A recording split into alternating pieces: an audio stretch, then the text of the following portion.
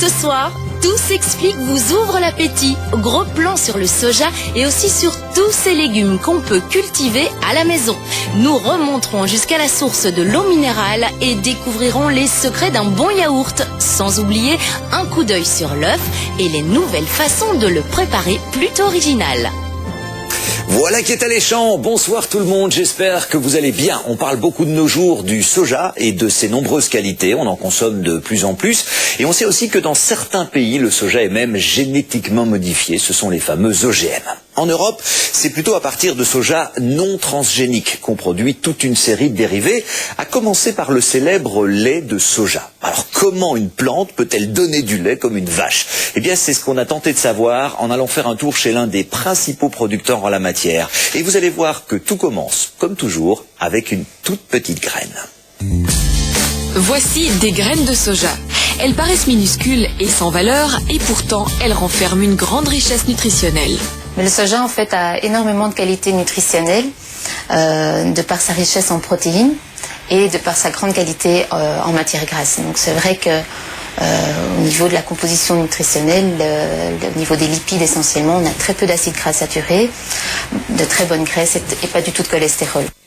Contrairement aux germes de soja, ces graines possèdent entre autres des glucides, des lipides, du magnésium, du zinc et du fer. On ne les trouve pas sous cette forme dans les supermarchés. Voilà pourquoi ces fèves ne vous disent peut-être rien. Il est donc nécessaire de faire un tour dans l'usine de production. Tout d'abord, ces fèves ont une sorte de pellicule dont il faut se débarrasser. C'est la première phase, le processus de dépelliculage. Il s'agit d'enlever l'enveloppe extérieure de la fève. La membrane interne contient 2 noyaux jaunes.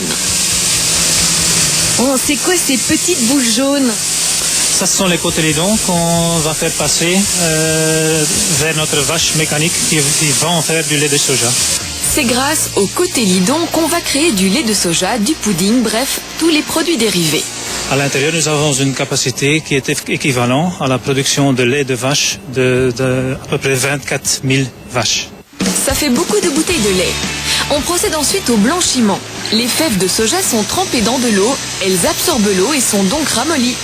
Et puis, on va broyer ce mélange afin que les aliments principaux dont on a besoin pour faire le lait de soja, ils vont se diviser finement dans l'eau. Et c'est pendant ce broyage que les molécules vont se diviser, séparant le lait de la membrane de la fève. Et après le broyage, on obtient du lait de soja sans sucre, sans sel et sans arôme ajouté. C'est pas encore le lait de soja qu'on trouve dans les supermarchés. Si vous souhaitez du sucre et des arômes, il va falloir attendre la phase d'aromatisation. On ajoute des éléments comme le cacao par exemple. Ici, on produit les puddings de soja au chocolat. Ici, c'est la chambre de contrôle de la formulation. C'est ici que nous faisons les goûts que vous connaissez comme consommateur. Nous avons une centaine de formules différentes, c'est-à-dire on doit ajouter sucre de canne, des arômes, des épaississants, etc., qui sont tous compatibles avec les avantages du soja. Ensuite, le procédé appelé UHT élimine les éventuelles bactéries tout en conservant les éléments nutritifs du soja. C'est-à-dire, on va le chauffer jusqu'à 150 degrés à peu près pendant une dizaine de secondes, de sorte que toute matière biologique soit détruite. Et une fois le mélange terminé, il passe en phase de conditionnement. On va emballer le produit d'une façon stérile, c'est-à-dire à l'aide d'une machine comme celle-ci, c'est une machine aseptique. Cette machine va même stériliser l'emballage du produit pour qu'il n'y ait plus aucune bactérie. L'emballage est complètement stérile, voilà pourquoi le produit reste frais pendant plusieurs mois hors du frigo. Maintenant, il ne reste plus qu'à l'ouvrir pour découvrir les effets bénéfiques du soja. La consommation du lait de soja fait notamment baisser le cholestérol.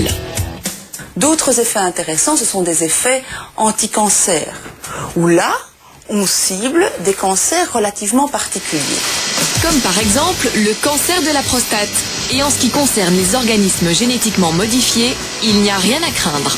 En tout cas, en Europe, il existe l'ENSA, qui est l'association des producteurs européens de produits naturels à base de soja, qui en fait doivent répondre à une certaine charte de qualité. Et dans cette charte de qualité, il est repris le fait de ne pas utiliser de produits d'organismes génétiquement modifiés.